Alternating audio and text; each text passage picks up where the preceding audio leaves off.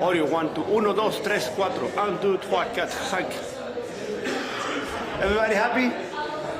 Victor? 1, 2, 3, 4, 5. Good? Good, thank you.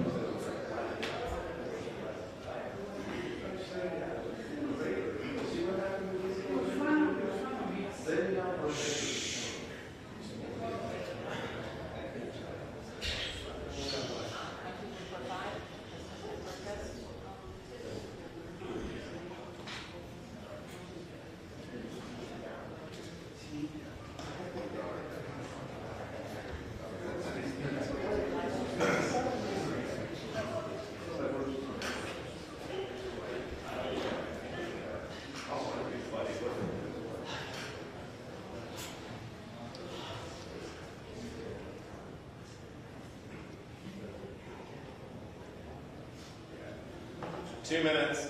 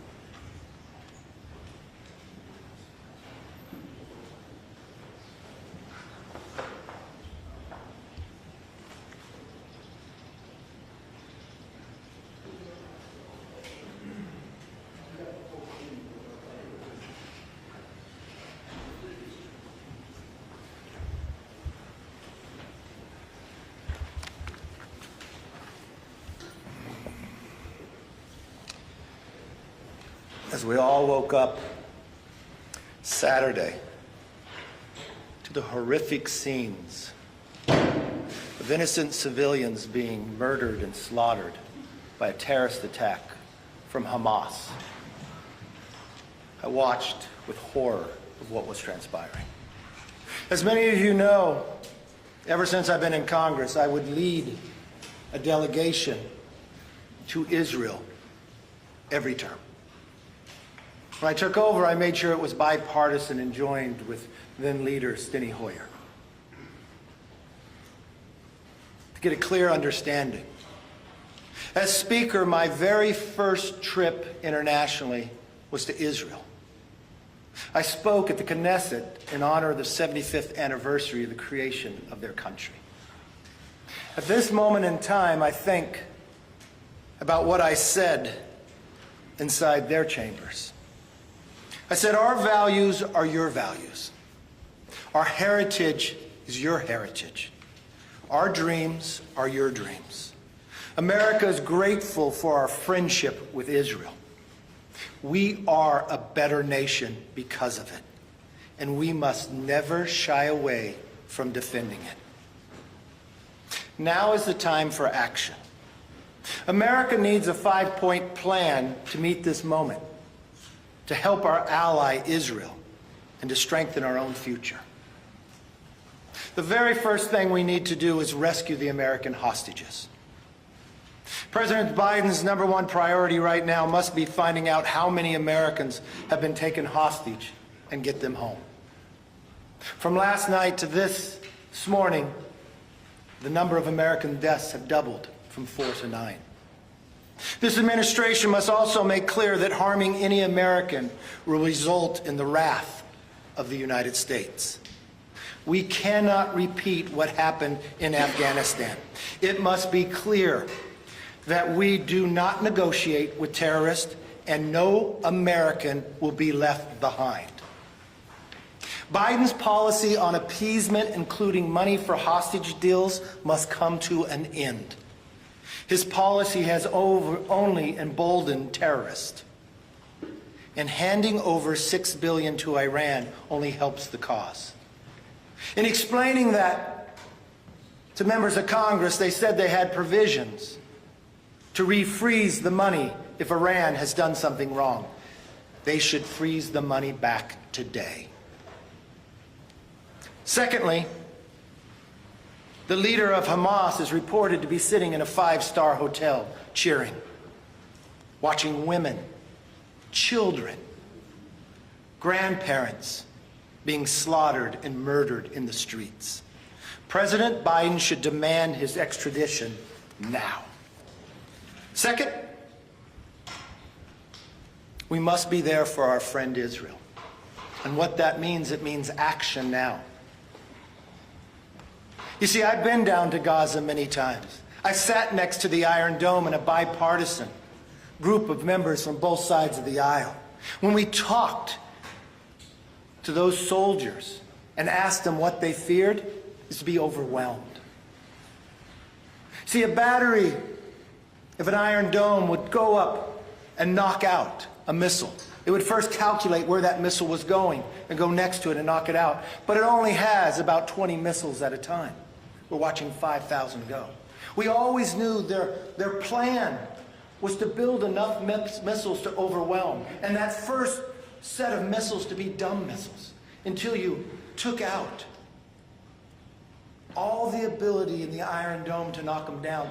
Then you send the precision-guided long-range missiles to go to larger populations. We need to resupply Israel where they have no doubt that they will ever be overwhelmed.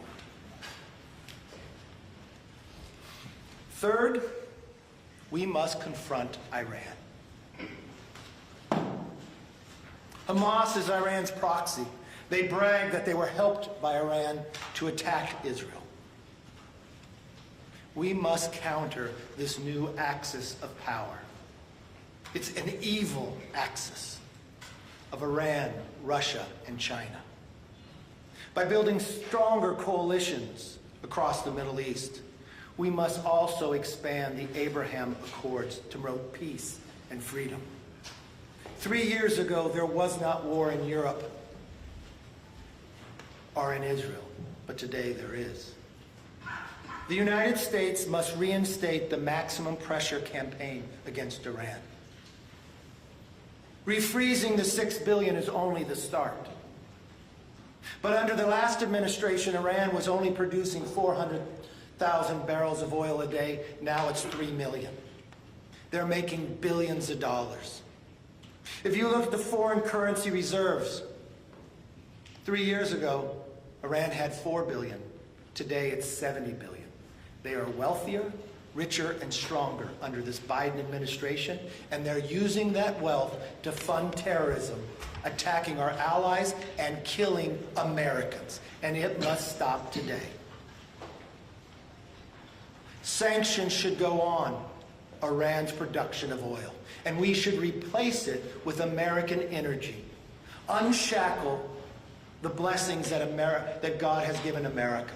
Let us be energy independent to supply our allies. It will also be better for the environment. If we simply replaced Russian natural gas in Europe for 1 year, we would lower CO2 emissions by 200 million tons in 1 year. We must enforce harsher sanctions, cut off Iran's ability to export oil, and to refuse to enter any future nuclear deals. In ramping up American production to ensure the safety and security of us here at home and our allies abroad. In the long term, we need to rebalance the power dynamics in the region, which means making America the energy powerhouse of the world. Fourth, we must focus on our own security.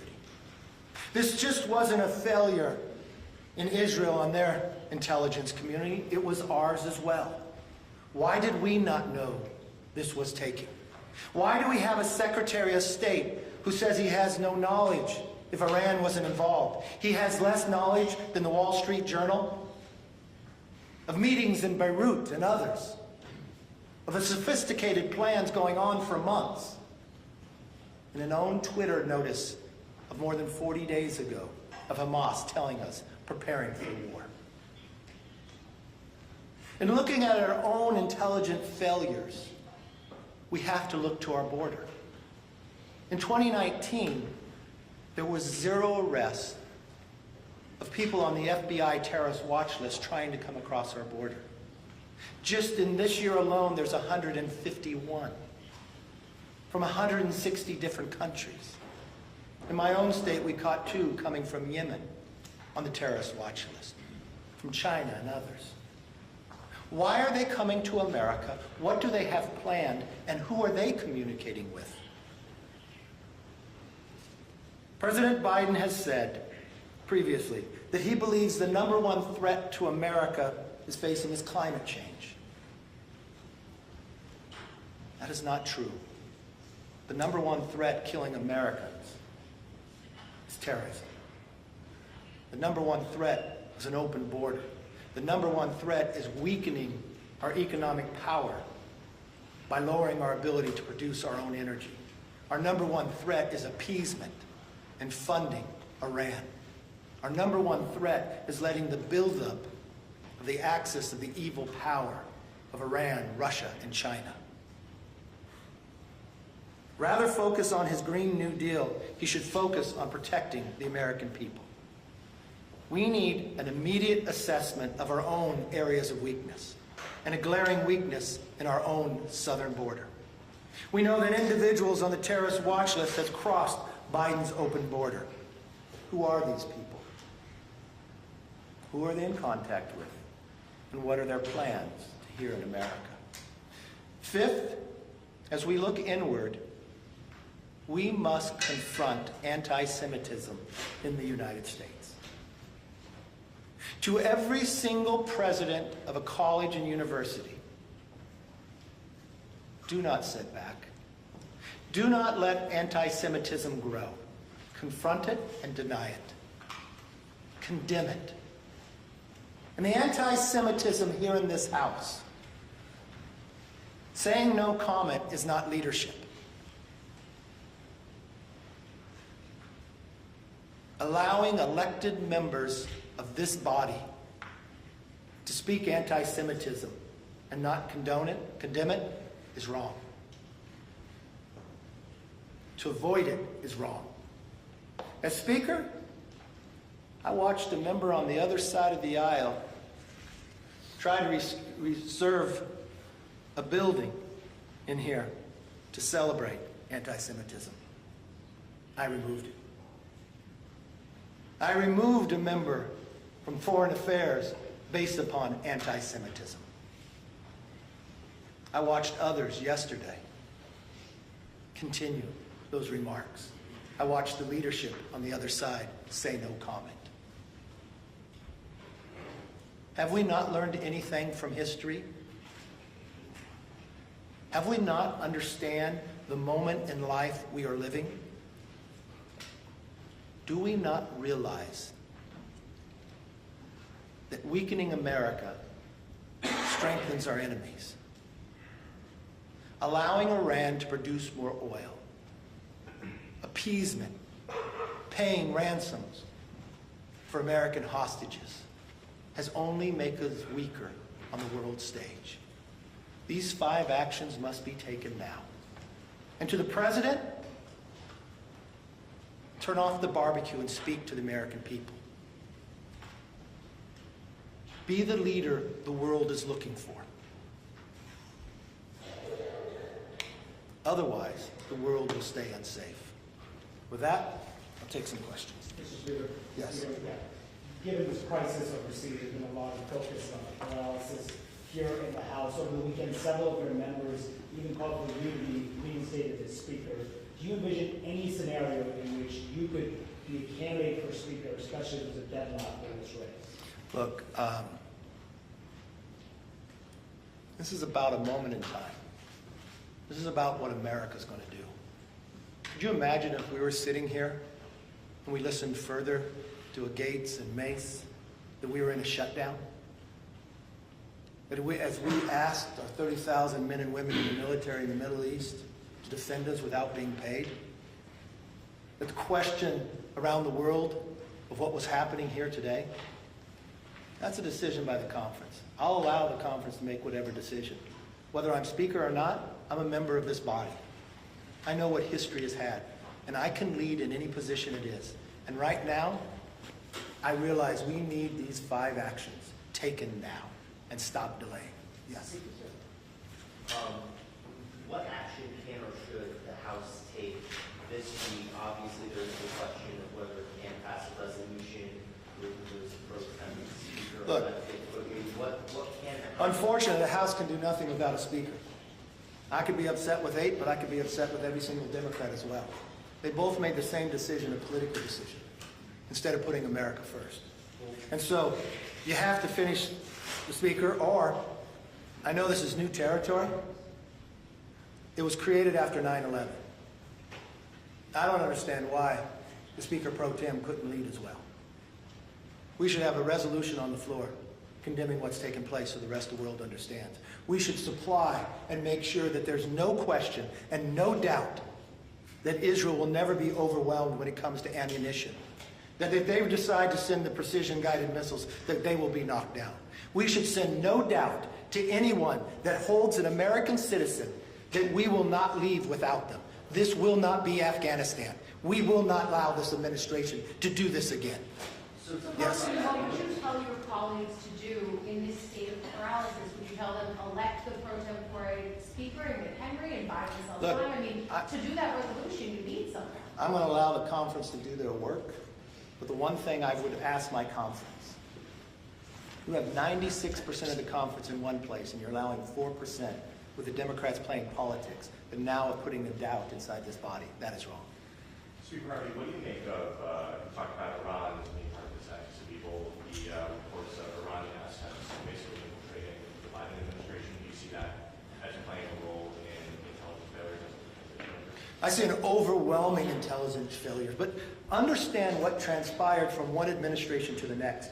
From the very first day of the Biden administration, they moved towards appeasement.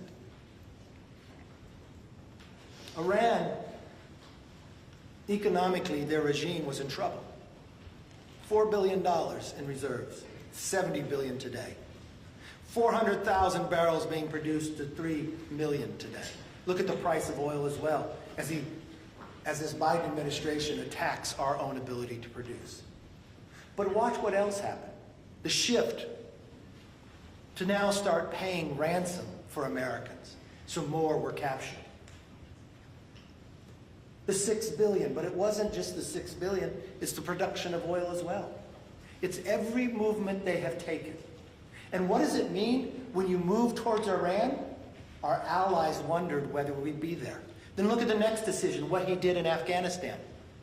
It made our closest of allies move to China. It allowed China to enter the Middle East, to bring Saudi Arabia and Iran together. He criticizes Saudi Arabia but praises Iran. Then he moves our intelligence to the #1 priority being climate change. However important we understand climate change to be, it's not the #1 issue of the intelligence community. This is a colossal failure. And then to open up our borders, knowingly what's coming across, to allow a secretary to tell you the border is secure when nobody can ever look at you in the straight face and believe that. You have 151 people on the terrorist watch list that were arrested. Do you know how difficult it is to get on that list from the FBI? But in 2019, the number was 0. Iran is stronger, more financially secure, and utilizing that resources to fund terrorism around the world. Killing Americans, taking hostages of Americans. Put it in perspective. 9 Americans died so far that we know. 800 Israeli deaths of a population of 9 million. If that was to happen on American soil, based upon what's coming across this southern border, that's the equivalent of 30,000 Americans being murdered and slaughtered. So what we should be doing and what he should be doing right now, President Biden, is securing the support of every other nation around the world for Israel to defend themselves. This will not be a short endeavor. Just as ISIS was our #1 priority to remove, Hamas should be as well, and any terrorist organization associated with Iran. Mr. Speaker, whenever you guys actually get a speaker, as far as money being spent, you guys have about $3 billion to spend. $3 billion to spend what? To spend down $3 billion, isn't that true? What? What are you talking about? What department? Well, as far as You have a number of areas to spend. Are you talking about $3 billion to spend on the border, $3 billion to spend in weapons, $3 billion to spend where? as far as aid is Are you talking about aid to Ukraine? That's not true. You have $9 billion. okay, well, how much money, well, Mr. McCall is asking for a certain amount to Israel. Right now in Israel, we store ammunition. We should be able to release that. Another thing that needs to happen here, as we had supplied arms to Ukraine, we have depleted our stockpile. We are slow in redeveloping our stockpile. This is something I have asked this administration time and again. I believe it could be bipartisan, that we should expand our ability for production so we are never caught short. And we watch this terror. And the one thing you have to realize, this new evil axis of power work together. But how can our own intel department not realize what the Wall Street Journal knows of meetings in Beirut, of planning, of even on the internet, of saying 45 days ahead? This was the 50th anniversary. As this took place, I have many friends in Israel, in government and out. I called the speaker, Ohana. We're close. I thought, to me, it felt as though a lot like 9/11 in my life. He said, no, it was more like Pearl Harbor. Pearl Harbor came on a day that most Americans were going to go to church. It was a surprise attack. It was an intel failure, similar to what happened here. I called other friends who I've known quite some time that I visit in Israel and they visit here. He has 3 daughters. One was already called up in service. They said, please tell Americans that this won't be over in a short endeavor. That this is something they have never seen. The amount of deaths that was slaughtered, like the Holocaust. Taking of their phones so they can film it and show others. Parading children and grandparents, Holocaust survivors, Who are we?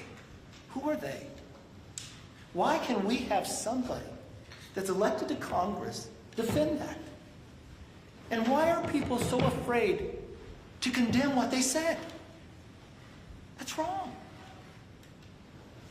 Yes. Mr. McCarthy, you had told us back. I was asking her. Go ahead. Go ahead. Thank you. You had told us last Tuesday that you might endorse a successor to replace you. We've seen Mr. Scalise and Mr. Jordan jump in. Do you have a preference between the two? Who would do a better job? I let the conference see who unites. Yes, ma'am. Mr. Speaker, there have been some members advocating that you do return to the speakership, especially in light of the situation in Israel right now. If nominated in conference this week, would you accept that nomination? But conference can decide all that. You just mentioned you have friends in Israel, you traveled there many times. What message does it send to our allies, to the rest of the world, that the House did not elect a new speaker? It's wrong. It's wrong. The whole action. Think the basis why it took place. Because I made a decision to keep government open. What if government wasn't open? How weak would we be then? You know, people get to run for office. People get to perform as they want. Sometimes people perform for their own personal. But there comes a moment in time that people should stand up for that. This is the United States of America. We are living in very dangerous times. The pettiness has got to stop. And if Democrats pick it simply because it's politics and think they have a better chance of winning a majority, that's wrong too. Just to follow up on that, I mean, do you think, I know you talked about intelligence failures, but do you think that Hamas exploited this situation and the lack of a speaker and... Look, they had been planning it for quite some time. I think a number of things have transpired. I think a new administration that goes to appeasement, that didn't embrace Abraham Accords, that actually went after our allies like Saudi Arabia and rewarded those who were evil like Iran. That right there gives you challenges. Secondly, the president's decision when it came to Afghanistan. People then questioned, would America be there? We watched the culmination of this new axis of power, of evil, of China, Russia, and Iran. We watched the president when he met with Putin, that literally lifted the sanctions off Nord Stream 2, but got nothing in return. It was a Neville Chamberlain moment. We watched his attack on American energy production. Lowering the SPRO, our Strategic Petroleum Reserve, is down to nothing. The price of oil is up higher. It's almost $100 a barrel. The production in America attacking it. Those are moments in time that are weakness. That is when evil feels they can move. And that's exactly what they did. Speaker, would you support putting American Special Forces on the ground in Gaza to rescue Americans? And second question, what would an aid package look like beyond replenishing the Iron Dome? How much are you willing to spend? I don't think it's just the Iron Dome that needs to be replenished. We want to make sure that we kill Hamas, destroy Hamas. The technology that America has is superior to all. Israel is a tremendous fighting force.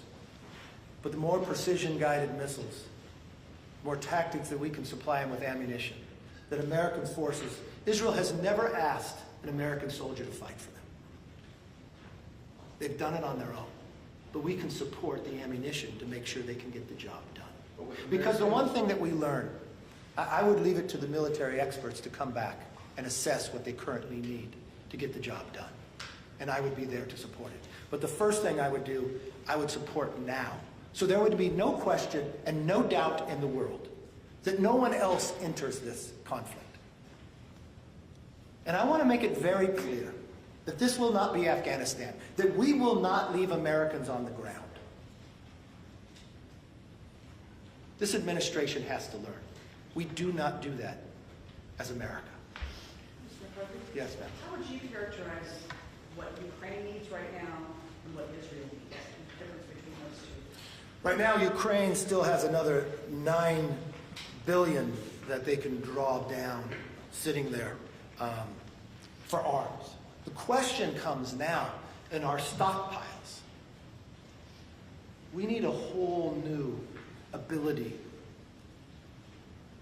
for the procurement and movement of the building of our weapons.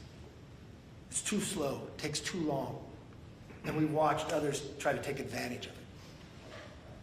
We need to create the Silicon Valley of the production.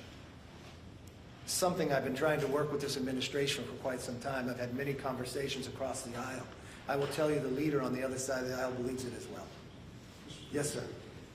If, as you say, the House cannot do anything at this moment, there's no way around that, do you feel that what's happening in Israel has added urgency for your conference to try to button up the speaker's race sometime this week?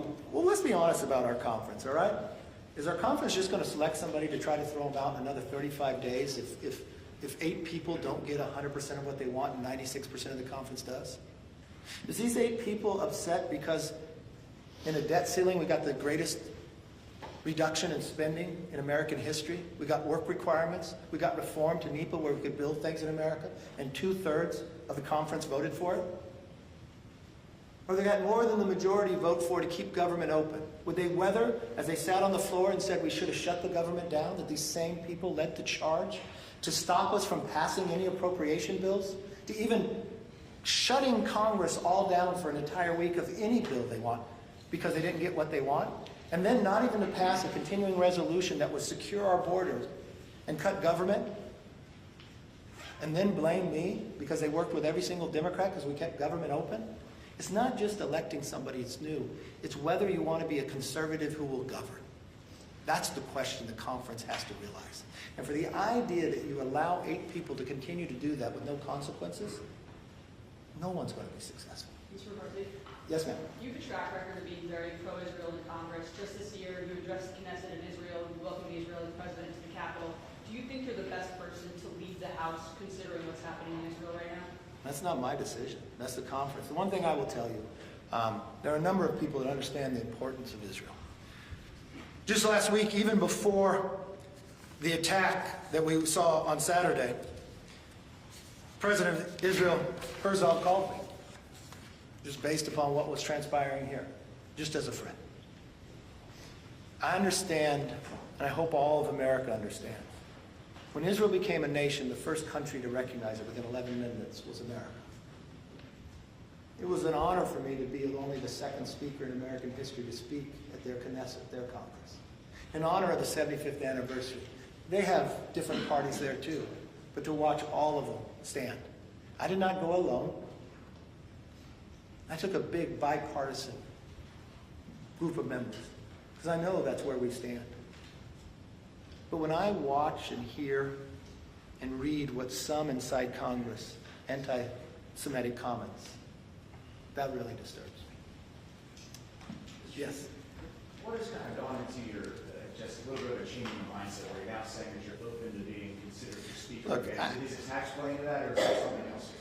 No, I think the basis here, don't mistake what I'm saying. You asked me a question. I simply said, the conference decides that. I don't decide that. The conference has to come to an understanding. If this conference, regardless of who's going to be speaker, if it allows a few individuals that love a camera more than they love the American public, we're not going to govern. If you want individuals that stop any movement, then blame the speaker because something didn't happen, we're not going to be productive. I'm a conservative that believes in governing in a conservative way. I can only think if government was shut down right now, what would we be talking about? What would our men and women even be questioning? What would the border look like? Would people around the world, would Iran take advantage of that? They might be taking advantage of the border right now. Yes, sir. What can Speaker Pro Tem McHenry do? I know there's been no precedent for it. So what can you do to help Israel? Look, we're in new territory. It was developed because after 9/11, questioning what if the speaker wasn't there. I think at a moment in time, our conference needs to decide who should lead. If not, we shouldn't sit back. So. Well, to put a really fine point on that,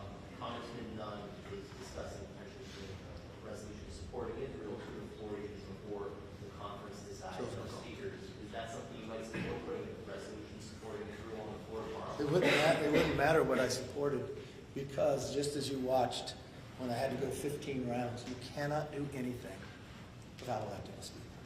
So Mr. that Speaker, means in data. have you seen, you mentioned Kim Jeffries basically silence about machine flying statements. That's not leadership. That's not leadership at all.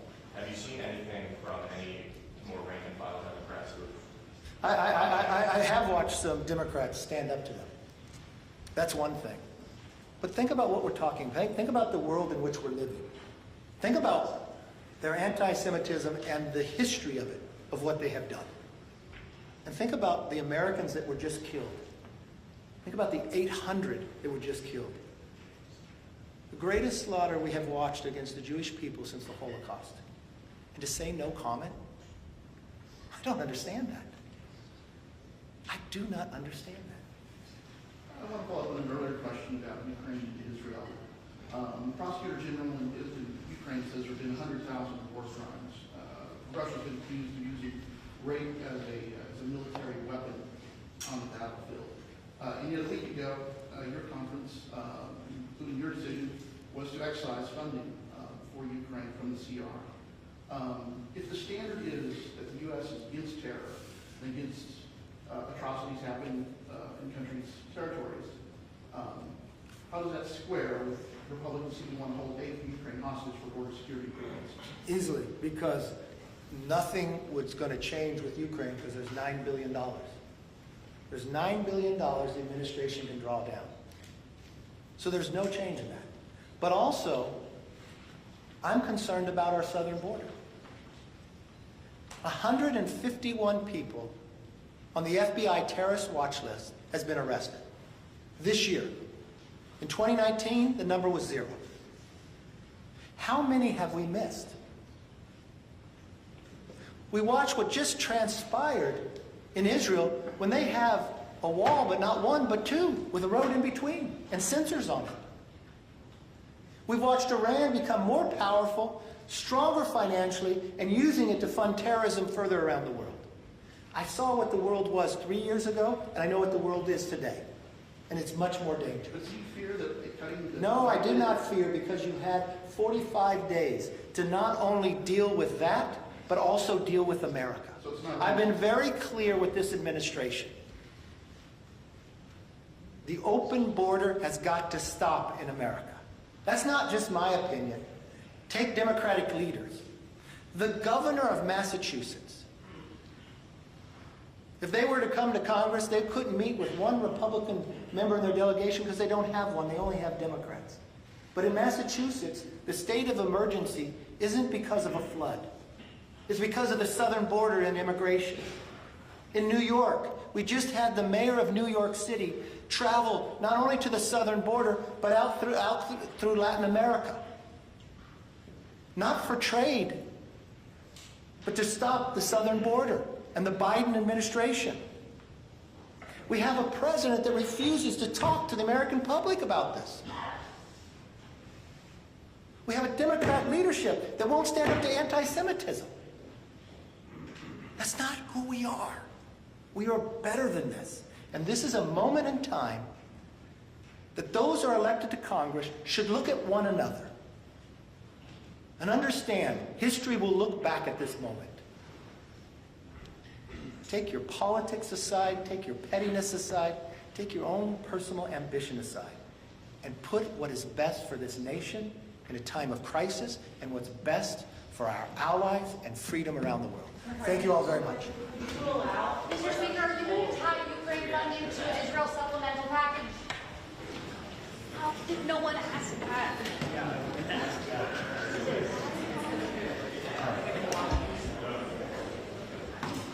You can stop now. Thank you.